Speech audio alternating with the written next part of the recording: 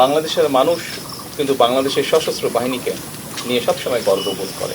সশস্ত্র বাহিনীকে আমরা ধীরে ধীরে পর্যায়ক্রমিকভাবে আমরা একটি শক্তিশালী বাহিনী হিসেবে করতে চাই।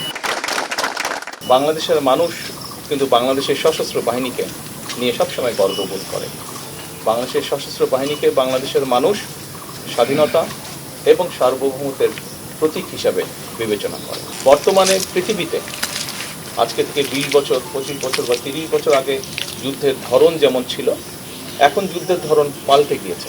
আমরা চাই আমাদের যেটা লক্ষ্য, আমরা যেটা আশা করি, আমরা যেটা চিন্তা করি, সেটা হচ্ছে যে ইনশাল্লাহ ভবিষ্যতে একদিন বাংলাদেশের সেনাবাহিনীর প্রশিক্ষণ বলুন, বাংলাদেশের সেনাবাহিনীর আর্ট বলুন, বাংলাদেশ সেনাবাহিনীর পাঞ্জাবের জগতে একটি বিশ্বস্ত নাম শাবাব এথনিক ওয়্যার, এক্সপার্টিস বলুন, সব নিয়ে পৃথিবীর বিভিন্ন বড় বড় জায়গায় আলোচনা হবে। তারা গর্ব ভরে বা তারা কেউ কেউ হয়তো হিংসার দৃষ্টিতেও বাংলাদেশের সেনাবাহিনীকে কথা বলবে।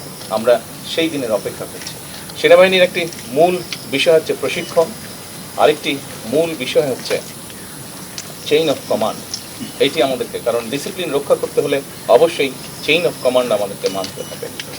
এই দুটোইকে যদি আমরা এক করতে পারি, তাহলেই একই সাথে টেকনোলজির যদি ইনপুট আমরা দিতে পারি, তাহলেই আমরা একটি শক্তিশালী সেনাবাহিনী গড়ে তুলতে সক্ষম হব ইনশাআল্লাহ। সশস্ত্র বাহিনীকে আমরা ধীরে ধীরে পর্যায়ক্রমিকভাবে আমরা একটি শক্তিশালী বাহিনী হিসেবে করতে চাই।